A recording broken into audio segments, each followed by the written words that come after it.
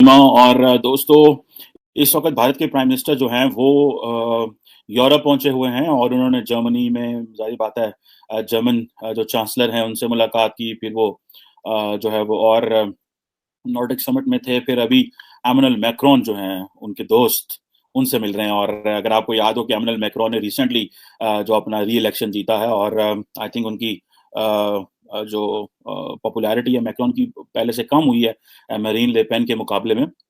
लेकिन फिर भी वो एक बड़े मार्जिन से जो उनका अप्रैल 2022 का जो इलेक्शन था वो जीते। तो जैसे ही अगर आपको याद हो वो जीते तो नरेंद्र मोदी ने कहा कि जी मैं अपने दोस्त एमेनुअल मैक्रोन को जो मुबारकबाद देता हूँ री-इलेक्शन की और हम इंडिया-फ्रांस ताल्लुकात को आगे लेके जाएँ। अनफॉर्चुनेटली पाकिस्तान में ऐसा नहीं हुआ और हमने यही देखा कि अभी जो गवर्नमेंट आई है वो पिछली गवर्नमेंट यानी इमरान खान की गवर्नमेंट को मुसलसल बता रही है। जर्मनी के साथ जो उन्होंने बातें की वो तो क्लीन एनर्जी और इन चीज़ों में है। लेकिन फ्रांस के साथ मिलके जो इंडिया की एम्बिशंस हैं they are of different nature. जब when it comes to Germany and the Nordic summit and all that is completely different ball game. जो फ्रेंच है वो जिसे कहते हैं ना वो डसे हुए हैं वेस्ट के, ठीक है, रहते भी वेस्ट में लेकिन वेस्ट के डसे भी हुए हैं। अगर आपको याद हो मैंने वैसे फ्रांस की इंडो पैसिफिक स्ट्रेटजी के ऊपर एक पेपर भी लिखा हुआ है। सो थोड़ी सी मुझे नाउ है और मैं उस वक्त फ्रांस गया था उस एक कॉन्फ्रेंस जिसमें इंडो पैसिफिक के ऊपर फ्रांस ने काम किया। दैट वाज बेसिकली जो फ्रांस के फॉरेन ऑफिस और मिलिट्री ने वो कॉन्फ्रेंस कराई थी। खैर एनी हो, जिसमें पूरे क्रॉस जिसे कहते हैं ना ऑस्ट्रेलिया न्यूजीलैंड से लेके तो इस हमारे खिते तक के लोग वहां मौजूद थे। खैर एनी हो, अब ये है कि जो इंडियंस हैं वो कहते हैं कि हम चाइनीज जो इन्फ्लुएंस से बचना चाह रहे हैं और जो फ्रेंच है वो कहते हैं कि हम इंग्लैंड को और अमेरिका को अपनी मर्जी का इंडो पैसिफिक ऑर्डर ड्रॉ नहीं करने देंगे। ये है वो प्रॉब्लम। अब ये है कि वो जो फ्रेंच हैं उनको बड़ा बुरा लगा जब अमेरिका ने अपनी इंडो पैसिफिक डॉक्ट्रिन इंट्रोड्यूस करा दी और कहा जी कि हम जो है वो अकेले ही इंडो पैसिफिक में जा रहे हैं। लेकिन अब क्वेश्चन ये है कि ये जो चीज है इसको किस तरह वेस्ट कैसे देखता है।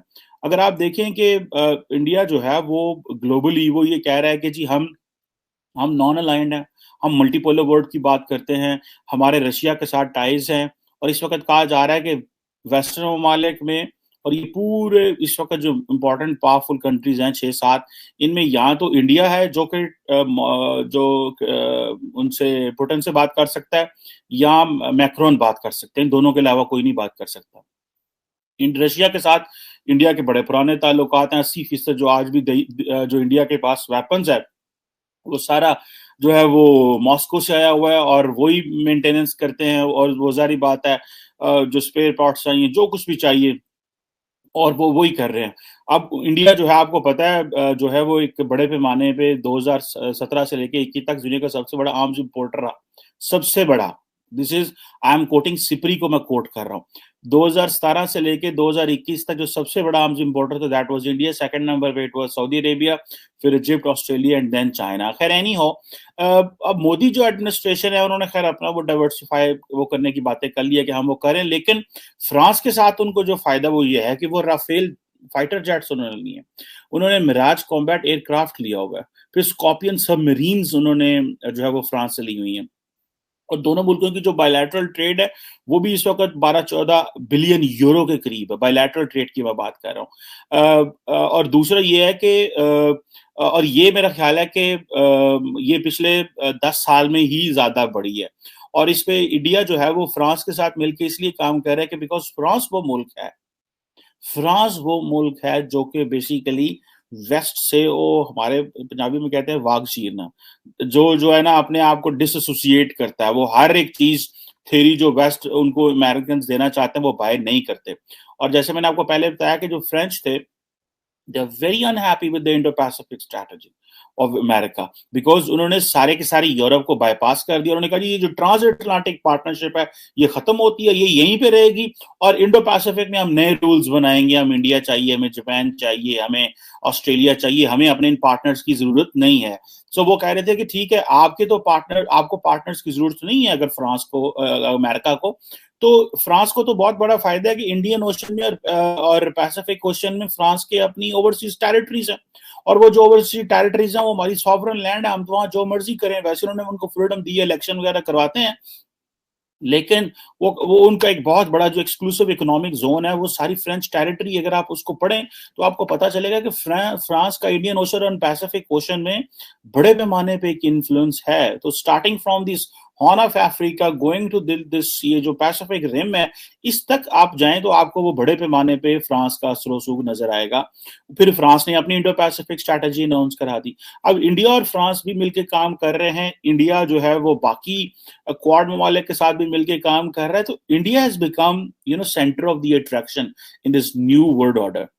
अब होगा क्या, होता क्या है, अब मोदी जी जो है वो एक तरफ तो वो जारी बात है अमेरिका के बड़े पार्टनर हैं, लेकिन मोदी जी जब फ्रांस जाते हैं तो कहते हैं कि हम मल्टीपोलैरिटी चाहते हैं, we do not want the Americans to lead us. ठीक है जी। अब ये जो इंडिया और फ्रांस जो है ये मल्टीपोलर वर्ल्ड ऑर्डर की बात करते हैं, वो कहते हैं हम किसी एक सिंगल यूनिपोलर वर्ल्ड ऑर्डर की बात नहीं करते।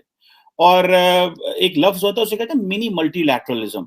मिनी मल्टीलैटरलिज्म इज के कोई एक स्टेट जो है वो अपने ही अंदर अपने छोटे कुछ फ्रेंडली ममालिक को मिला के अपना एक ऑर्डर जनरेट करे। वो कहते हैं हम मिनी मल्टीलैटरलिज्म की बात भी नहीं करते, हम यूनिलैटरलिज्म की बात भी नहीं करते, हम मल्टीलैटरलिज्म की बात करते हैं। सो मल्टीपोलर वर्ल्ड ऑर्डर चाहिए जिसमें वो जैसे कहते हैं ना कि बाकी ममालिक को भी दिया जाए। और इंडिया के जो साबिक वजीर आजम थे जवाहरलाल नेहरू, वो भी इसकी बात करते रहे। फिर वो इंडिया नॉन अलाइंड रहा और वो सारा उस वक्त चलता रहा। और अभी आप देखें ना, अभी अमेरिकन को प्रॉब्लम थी, American never realise that India को उनको ये वैल्यू देनी पड़ेगी कि यकदम जो है वो इंडिया ये पिछले 15 साल में जो उसने एक यू टर्न लिया है और इंडिया ने अपनी पोटेंशियल शो किया, द रीजन बिहाइंड इज इसमें एक बड़ी नेचुरल सी चीज है that they have population, they have उनके पास रिसोर्सेज भी हैं, उन्होंने उनको सही रास्ते में जो है वो स्ट्रीमलाइन किया है, दे हैड पॉलिटिकल स्टेबिलिटी थी, कोई ओवरनाइट उनको किसी ने कुछ नहीं दिया।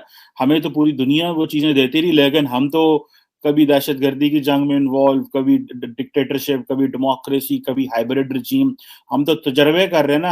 हमने डायरेक्शन क्या लेनी है, हम डायरेक्शन लेते हैं, जहाज साडा उड़ता है नाली फेटे वो थले फारक, क्यों, बिकॉज रीजन बिहाइंड इज कि अभी वो उसमें हम चल ही नहीं पाते। इंडिया को इस चीज का सामना नहीं करना पड़ता। 10 साल मोदी जी गुजारेंगे, 10 साल पीछे कांग्रेस गुजारेगी। जो सिचुएशन लग रही है, मुझे तो अगले भी 5 साल मोदी जी के लग रहे हैं। खैर एनी हो, सो ये जो चीजें हैं, फ्रांस भी मल्टीपोलर वर्ल्ड ऑर्डर की बात कर रहा है, इंडिया भी मल्टीपोलर वर्ल्ड की बात कर रहा है। ठीक है जी। वो फ्रांस जो है वो इंग्लैंड को कहता है भाई तुम जो है ना, तुम एक वैसल स्टेट हो अमेरिका। ठीक है जी। और हम वैसल स्टेट नहीं बनना चाहते। इंडिया जो है वो कह रहे हैं कि हम इंडिया और जो फ्रांस है वो बड़ी ताकतें नहीं है। ठीक है, ये मिडल, इनको हम मिड साइज पार्ट्स कह लें, या मिडल किंगडम्स इनके लिए एक लफ्ज यूज होता है, या मिड साइज पार्ट्स इनको बुलाते हैं। ठीक है जी, ये बड़ी ताकतें नहीं है, लेकिन दे हैव एब्सोल्यूट कैपेबिलिटी। मुझे याद है कि मैं अपनी यूनिवर्सिटी पढ़ रहे थे, 2007, 8, 9 की बात थी। तो हमारे सारे हमें इंडियन फॉरेन पॉलिसी 2 कोर्स पढ़ते थे हम इंडिया के ऊपर, Indian foreign policy and Indian politics. I think politics of India और इंडियन पॉलिटिक्स के नाम से ये मेरे वो डिग्री में लिखे हुए हैं कोर्सेज। तो हम वो पढ़ते थे, तो वो क्वेश्चन हुआ उस वक्त, मुझे एक सर ने पूछा, तो मुझे तब भी अंदाजा था, हम जब पढ़ते थे, कि India has capability. So this capability जो है, we were talking back in 2008 and 9, कि इंडिया के पास कैपेबिलिटी है that they can translate this capability into something which they want. So India जो है वो और फ्रांस जो है, दे बोथ हैव, फ्रांस का तो खैर ये है कि वो थोड़ा generationally obviously they are rich and all that, लेकिन इंडिया का ये है कि इनका राइज जो है वो अभी हो रहा है, ये पिछले 20 साल में, free trade and all that. So ये जो चीजें हैं, इंडिया और फ्रांस मिलके मल्टीपोलर वर्ल्ड की बात कर रहे हैं।